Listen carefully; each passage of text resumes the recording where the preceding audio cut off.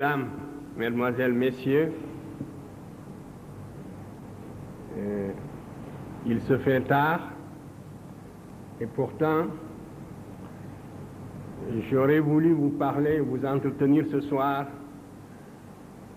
assez longtemps pour pouvoir vous communiquer un certain nombre d'informations qui me paraissent essentielles. Hélas, je serais bien obligé de me résumer. Mais j'essaierai autant que faire se peut de vous communiquer quand même l'essentiel du thème de ma conférence. Aujourd'hui, en effet, nous devons parler de l'apport de l'Afrique à la civilisation universelle. De quoi s'agit-il? L'Afrique passe pour être un continent fruste qui n'a presque rien apporté à la civilisation.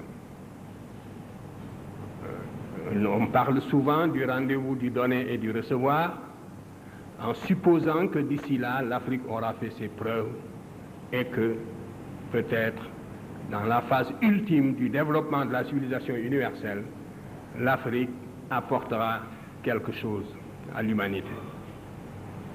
C'est vraiment renverser le courant de l'évolution et raconter l'histoire à rebours que de concevoir le développement historique de cette façon. Parce que c'est bien le continent africain qui fut à l'origine de tout le développement de la civilisation. Je voudrais seulement saisir trois grandes étapes de cette évolution et m'entretenir avec vous là-dessus. Au tout début donc, maintenant cette question ne se discute plus âprement, mais il y a une trentaine d'années, pour être sérieux, il ne fallait pas considérer que l'Afrique puisse être réellement le berceau de l'humanité.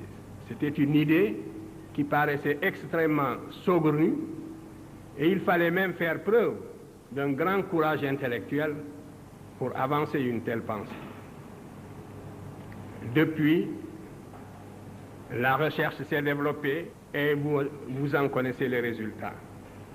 Nous savons aujourd'hui que l'Afrique est bien le berceau de l'humanité. Mais vous me direz tout de suite que le berceau de l'humanité, on a dit que c'est un berceau à roulettes et qu'il passe d'un continent à l'autre. En fait, ceci est inexact. Ce berceau, on l'a placé au début en Asie pour des raisons bien connues, relevant de la tradition biblique et aussi des apparences. C'est en Asie que se trouvent les trois races. On a en Asie des noirs, des blancs et des jaunes, et la tradition biblique aussi plaçait le berceau de l'humanité sur ce continent. De la sorte, les premiers archéologues, tels Sir Bernard Boulay, ont essayé de vérifier la véracité biblique.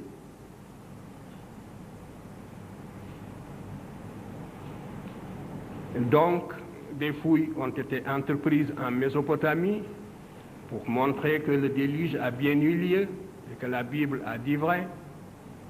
En Asie, on a trouvé le Pithecanthrope. Ces minces éléments ont suffi pour placer le berceau de l'humanité en Asie. Mais dès que la recherche s'est intensifiée, on s'est aperçu que c'est vers l'Afrique plutôt qu'il faut regarder, d'autant plus que des auteurs comme Darwin avaient déjà suggéré cette idée-là. Maintenant, les fossiles et les vestiges trouvés en Afrique ne laissent plus aucun doute sur le fait que l'Afrique est le berceau de l'humanité. Et depuis que le berceau a été placé en Afrique, je vous l'ai dit, il ne l'a plus quitté. Et chaque jour, la recherche dans le domaine de la préhistoire, dans le domaine de l'archéologie préhistorique, prouve que l'Afrique est bel et bien le berceau de l'humanité. 6 spécimens d'hommes, si on peut les appeler ainsi, le terme est relativement impropre pour certains d'entre eux, mais pour nous exprimer d'une façon imagée, disons que 6 spécimens d'hommes sont nés en Afrique, ont vu le jour en Afrique. Les 3 premiers n'ont pas atteint, semble-t-il, dans l'état actuel de la recherche, un potentiel d'expansion suffisant pour sortir de l'Afrique. Mais les 3 autres en sont sortis pour peupler les autres continents.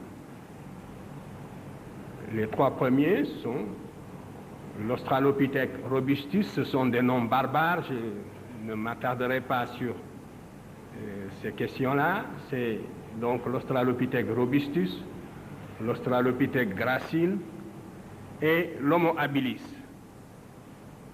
Ces 3 spécimens, on ne les trouve pas sur les autres continents dans l'état actuel de l'archéologie préhistorique, de la recherche dans le domaine de l'archéologie préhistorique. Mais l'Homo erectus, qui est apparu en Afrique il y a environ 2 millions d'années,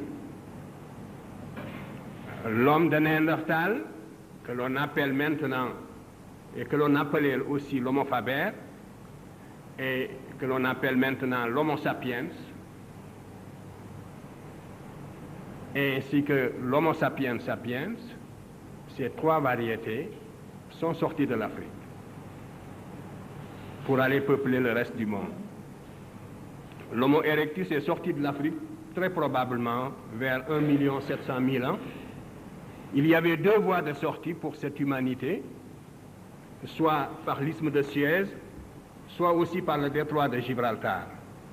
Ce sont les voies qui ont été pratiquées par la première humanité née en Afrique sous la latitude du Kenya, dans cette région de l'Afrique de l'Est, qui comprend à la fois l'Éthiopie, le Kenya, la Tanzanie et même l'Afrique du Sud. Donc, cette humanité qui est née dans cette région est sortie de l'Afrique par l'isthme de Suez et par le détroit de Gibraltar. L'Homo erectus est entré en Europe il y a environ 400 000 ans. Il a été suivi par l'homme de Néandertal, très probablement vers 100 000 ans ou 150 000 ans. Et l'Homo sapiens sapiens lui-même, c'est-à-dire l'homme qui est à la fois comme vous et moi, c'est la dernière forme, si vous voulez, de l'humanité. L'Homo sapiens sapiens est sorti de l'Afrique il y a 40 000 ans et est allé peupler également l'Europe. Voilà donc le processus de la formation, si vous voulez, de l'humanité, de l'apparition de l'humanité, et aussi le déplacement de cette humanité vers les autres continents. Si l'humanité était restée seulement en Afrique, elle ne se serait pas différenciée en races. Le continent africain présente une climatologie qui ne justifie pas extrêmement la différenciation raciale.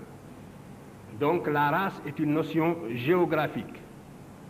Et c'est parce que l'Homo sapiens sapiens est sorti de l'Afrique il y a 40 000 ans pour aller peupler l'Europe en particulier, qu'il est entré en Espagne et en France, qu'il a séjourné dans cette région dans des conditions extrêmement dures, parce que c'est pendant la dernière glaciation vurmienne qui a duré 100 000 ans que l'Homo sapiens sapiens est sorti de l'Afrique.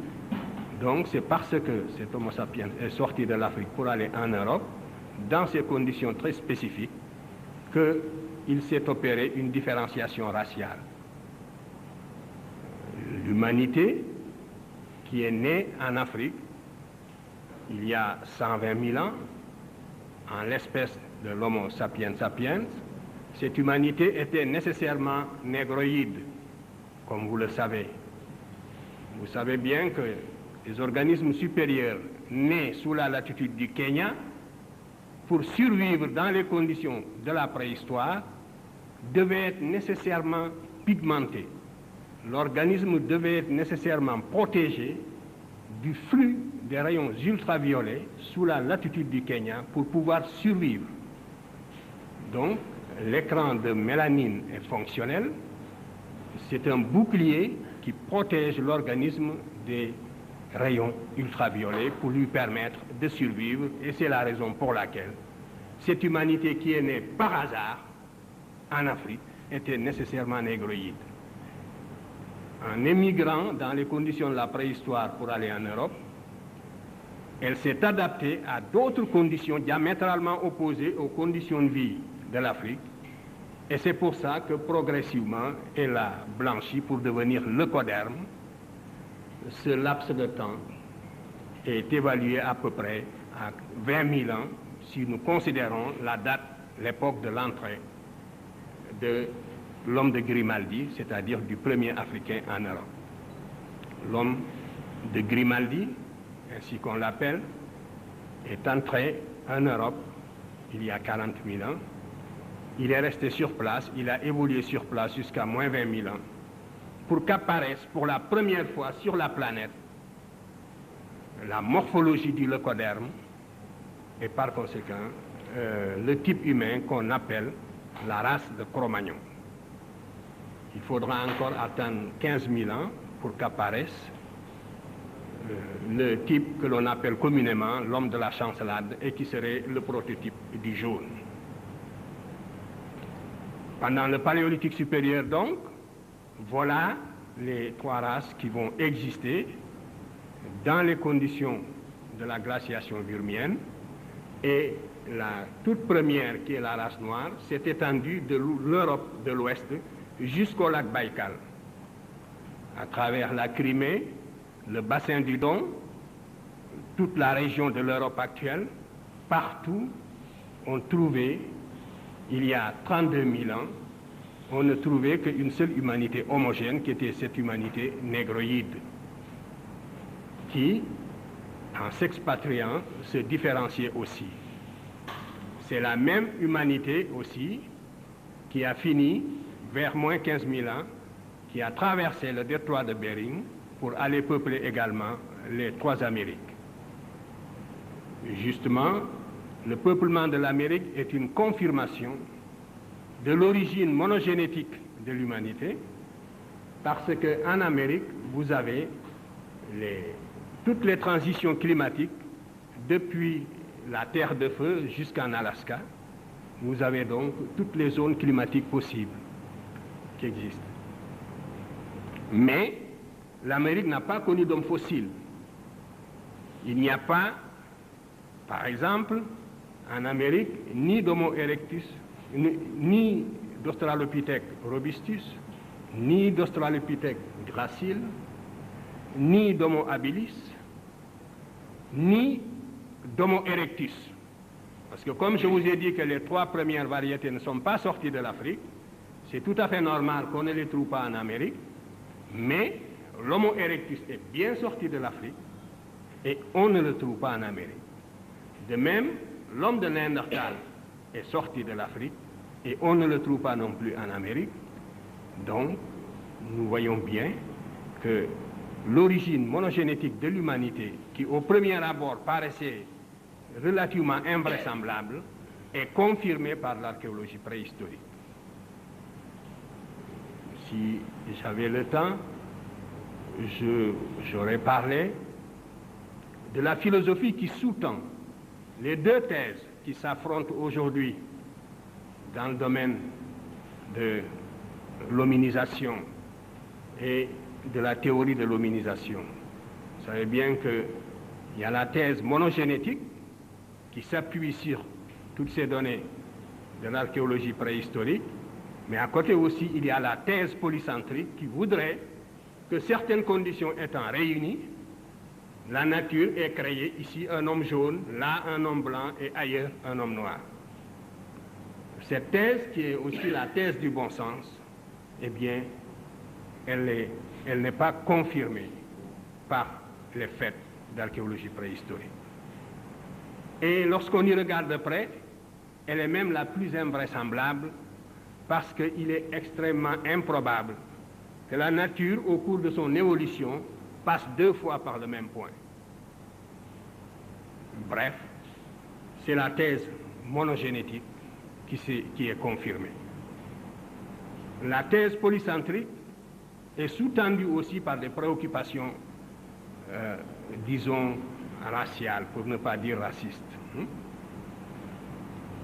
Tout ce que je vous dis sur l'origine de l'humanité ne doit pas nous inciter à tirer la moindre gloriole, si je puis dire, du fait.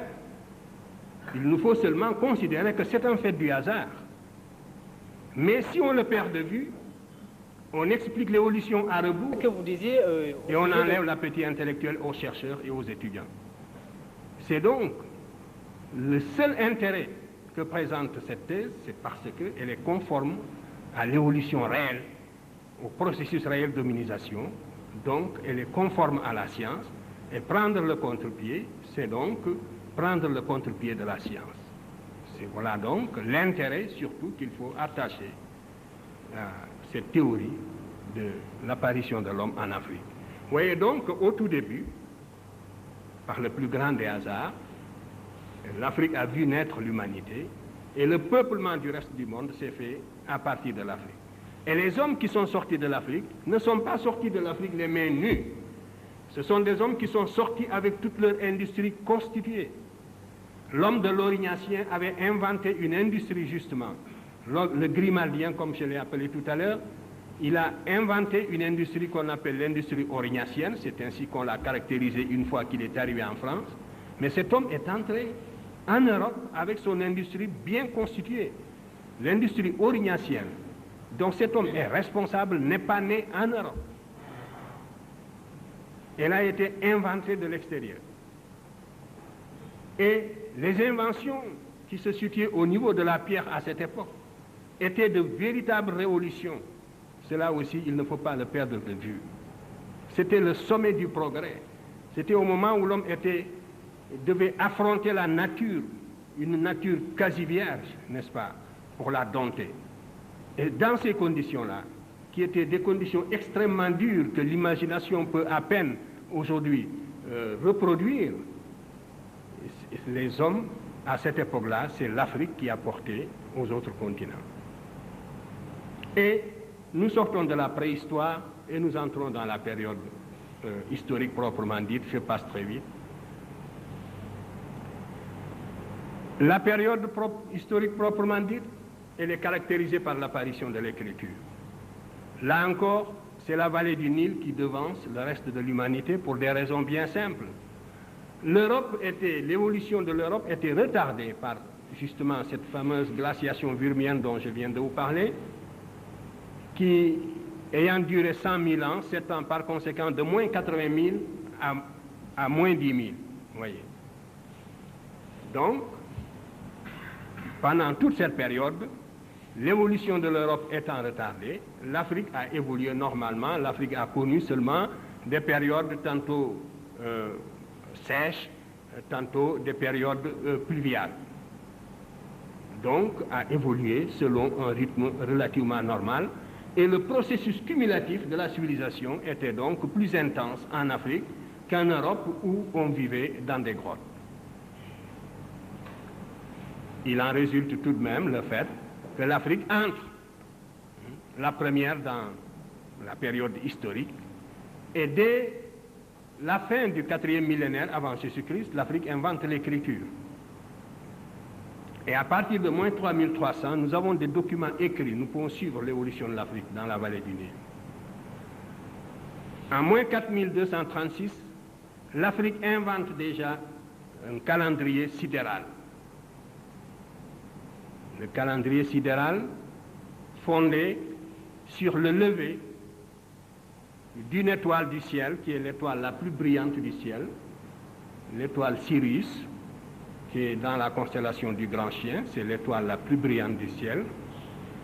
Les Égyptiens, en moins 4236, avaient déjà remarqué que cette étoile se lève en même temps que le Soleil, pratiquement, sous la latitude de Memphis, tous les 1460 ans. Et c'était la base de leur calendrier. Donc c'était un repère chronologique absolu, pour ainsi dire.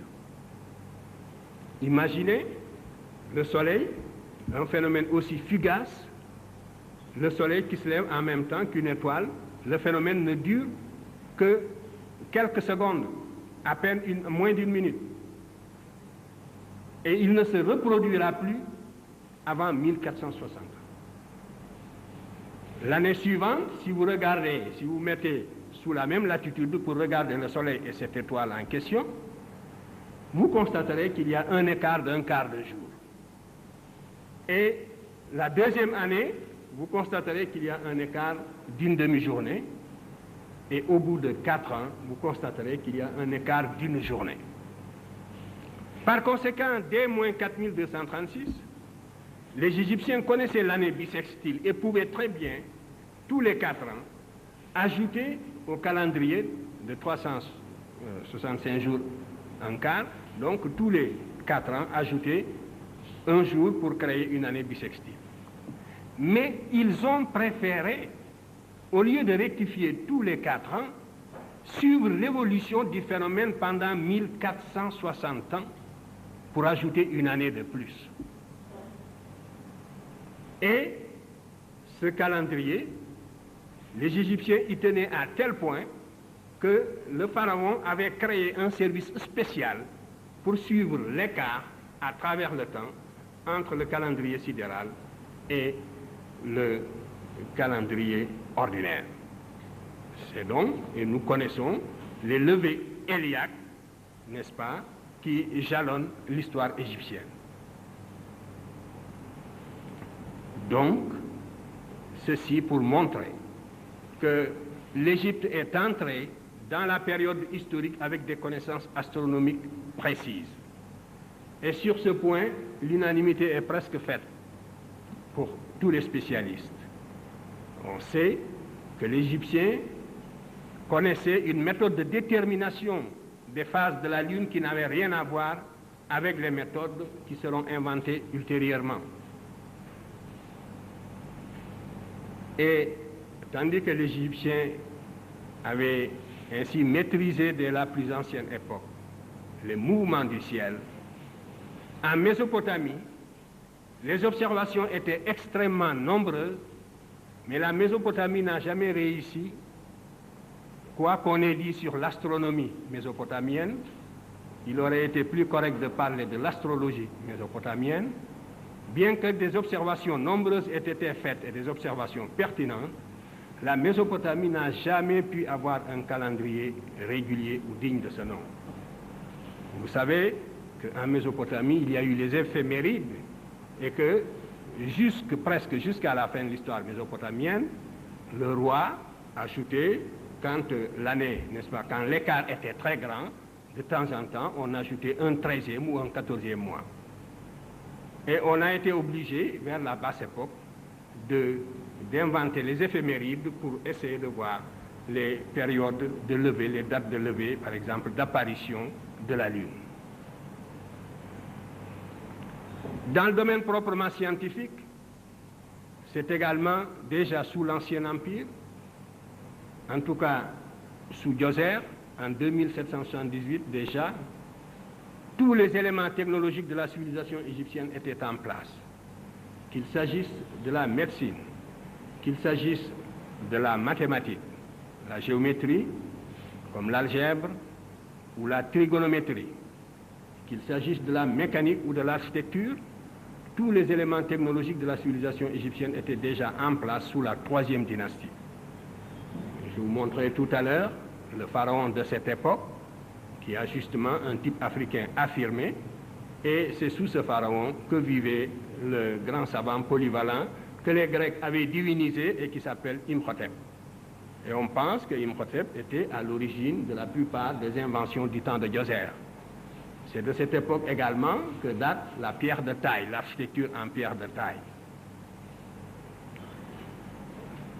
Concernant les mathématiques égyptiennes, il faut dire que la géométrie égyptienne était une géométrie rigoureuse, aussi par opposition à la géométrie mésopotamienne. Nous avons un papyrus qui est très connu, qui est le papyrus Rind,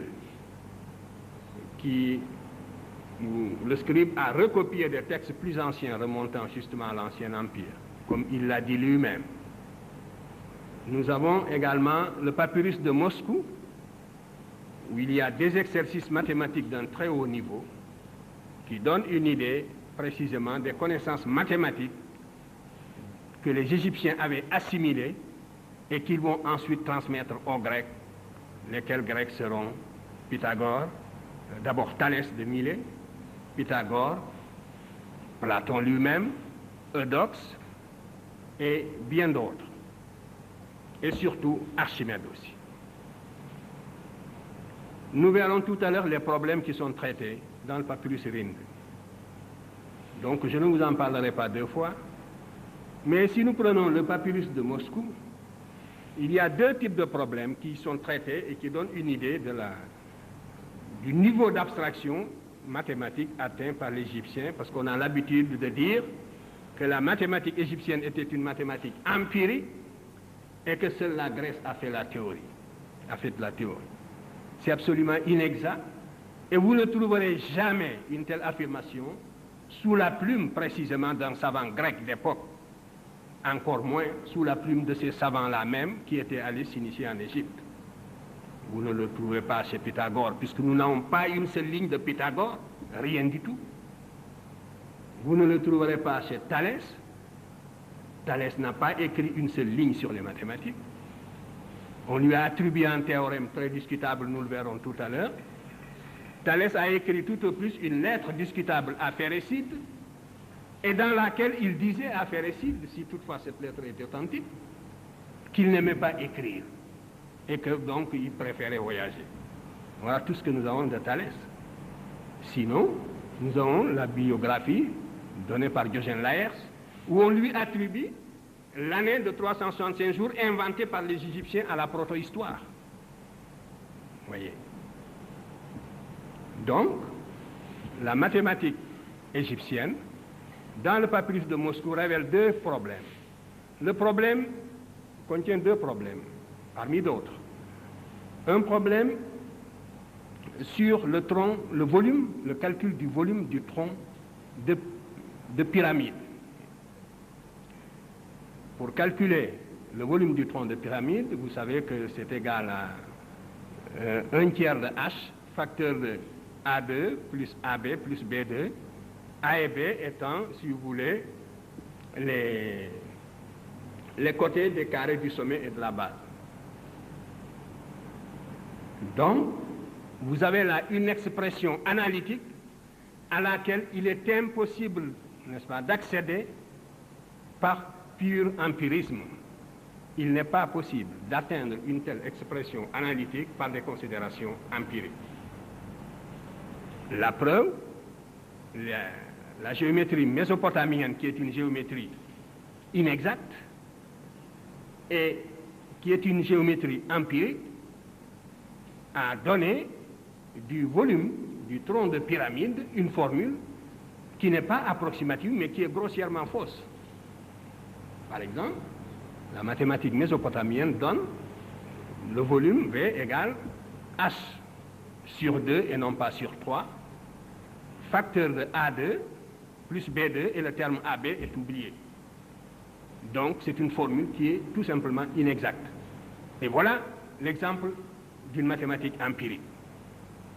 Et il en est de même, le même papyrus contient le problème, donc un autre problème, qui est l'exercice numéro 10, qui porte sur le volume de la sphère. Ceux d'entre vous qui se sont intéressés aux mathématiques, les mathématiciens qui sont dans la salle, savent combien il est difficile d'étudier les surfaces courbes, et ils savent surtout qu'on ne peut pas donner la formule rigoureuse de la surface de la sphère, comme les Égyptiens l'ont fait dans l'exercice numéro 10 du papyrus de Moscou, C'est-à-dire donc 4πr2, qui est la formule moderne, de même que la formule que je vous ai donnée tout à l'heure pour le tronc du volume de pyramide correspond à la formule moderne. Eh bien, vous savez bien qu'une telle formule, on ne peut pas y accéder, justement, par des voies empiriques. Rien que ces deux exemples montrent donc le côté hautement théorique de la mathématique égyptienne. Et n'oubliez pas, justement, ce que contient l'épitaphe d'Archimède, qui passe pour être le plus grand mathématicien grec de l'Antiquité. Archimède, parmi toutes les découvertes qu'il avait faites, considérait précisément que la plus belle de toutes, c'était la surface de la sphère, avec le cylindre exscrit. Et c'est la raison pour laquelle il avait choisi cette figure comme épitaphe. Et quand Cicéron a trouvé son tombeau, sa tombe en Sicile, en Syracuse, eh bien, il a été guidé par cette figure qu'on a retrouvée, précisément, sur la dalle. Et c'est comme ça qu'on a identifié le tombeau d'Archimède. Eh bien, cette figure, les Égyptiens l'avaient tracée tout simplement 2000 ans avant la naissance d'Archimède. Et c'est ce que prouve aujourd'hui la recherche historique sur la base strictement des documents dont l'humanité dispose. Et ce que je vous dis là, bien d'autres théoriciens le savent et le disent également aussi. Il y a des chercheurs de bonne foi répartis dans le monde qui reconnaissent ces faits, mais ces faits ne sortent pas des laboratoires. Donc le sens un peu de cette conférence, c'est aussi de vous mettre au courant de tout ce qui est acquis depuis longtemps, mais qui, faute de vulgarisation, reste justement dans les bibliothèques. Il en est de même de l'arithmétique égyptienne. Les Égyptiens avaient inventé ce que nous pourrions considérer aujourd'hui dans nos calculs comme une table de logarithmes, c'est-à-dire une décomposition des fractions. Des fractions de numérateur 2 sur n. Mais n étant un nombre impair. Et donc, ils partent de 2 sur 3 jusqu'à 2 sur 101. Et cette décomposition, 2 sur 3 jusqu'à 2 sur 101, et ils les décomposent en une série de fractions de numérateurs égales toujours à l'unité. Une somme donc de fractions de numérateurs égales à l'unité. Et ces décompositions devaient permettre aux Égyptiens de faire toutes sortes de calculs, si vous voulez, en arithmétique. Et l'on s'est demandé quelle méthode l'Égyptien employait-il. Parce que quand on regarde la démonstration, la méthode, les décompositions, elle suppose la connaissance de tous les théorèmes de l'arithmétique élémentaire. Mais la civilisation égyptienne étant une civilisation essentiellement initiatique, beaucoup de science est perdue du seul fait que les Égyptiens eux-mêmes gardaient jalousement leur science. Et les Grecs éprouvaient les plus grandes difficultés pour se faire initier. Pythagore en sait quelque chose, Platon en sait quelque chose, Eudoxe aussi, et tant d'autres. Alors, les Américains, en 1967, ont dit, nous allons voir si les Égyptiens procédaient par pur empirisme, ou bien s'ils utilisaient vraiment des méthodes rationnelles. L'ordinateur étant une machine rationnelle, parce que programmée comme telle, donc, devait partager les chercheurs. Et les équations dont je vous ai parlé, qui sont au nombre de 50, lorsqu'ils sont des équations arithmétiques, quand elles sont traitées, elles supposent 22 239 décompositions possibles. Oui. Il y a 22 239 ou 219 décompositions possibles de ces 50 équations de numérateur 2 et de dénominateur impair. Par conséquent, si les Égyptiens procédaient par empirisme, puisque chacune des équations peut être démontrée la moins coûteuse, la moins onéreuse, et le résultat est que la machine de 1967 n'a pas battu le scribe d'il y a 4000 ans, elle a retrouvé exactement les mêmes décompositions qui figurent sur le recto du papyrus Rhind. Et ceci montre, à ne plus en douter, que l'Égyptien procédait donc par des voies purement rationnelles. Les Égyptiens ont inventé également la trigonométrie. Je vous montrais tout à l'heure des problèmes de trigonométrie qu'ils ont traités. Les progressions géométriques, arithmétiques étaient maîtrisées, ils pouvaient les sommer, ils donnaient des exercices là-dessus. Nous avons aussi dans le papyrus Rhind des problèmes qui portent justement sur ces progressions-là, géométriques ou arithmétiques, et même des problèmes beaucoup plus complexes. On a des problèmes qui correspondent à des systèmes d'équations du premier ou du second degré, ou un mélange d'équations du premier et du second degré. Donc, les Égyptiens connaissaient aussi l'algèbre,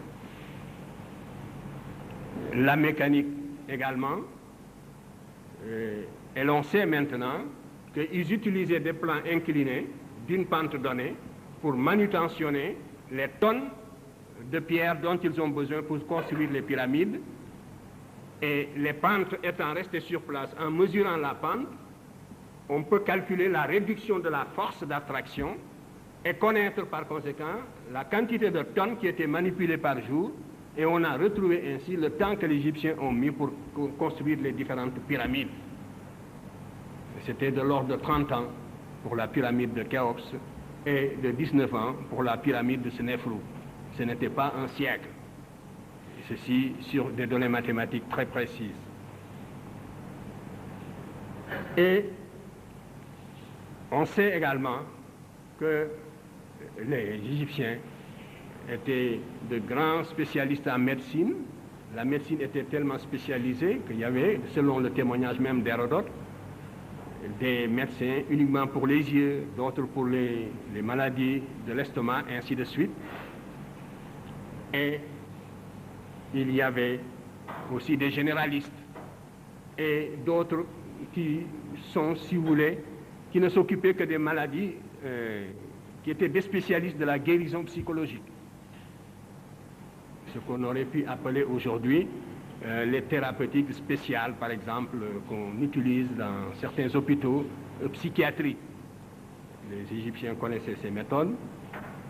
Le traité du papyrus Smith, dont nous ne possédons hélas qu'une partie, montre que l'Égyptien était arrivé au niveau d'une véritable science en ce qui concerne la chirurgie osseuse.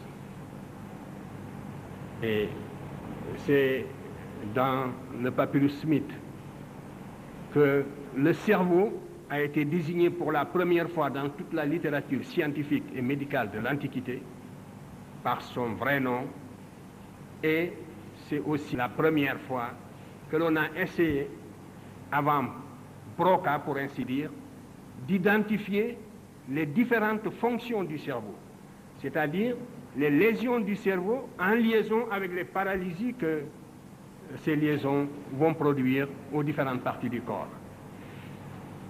Donc, tout cela montre que l'Égyptien avait atteint un niveau scientifique extrêmement élevé dès l'Antiquité. Ce niveau de la civilisation égyptienne ne concernait pas seulement les sciences exactes, il concernait également aussi les arts. Je vous ai dit que l'architecture en pierre de taille remonte à la 3e dynastie. L'art a influencé l'art égyptien, a influencé l'art grec, à n'en pas douter. Le canon pictural est le même, et on le retrouvera tout à l'heure, et ainsi de suite.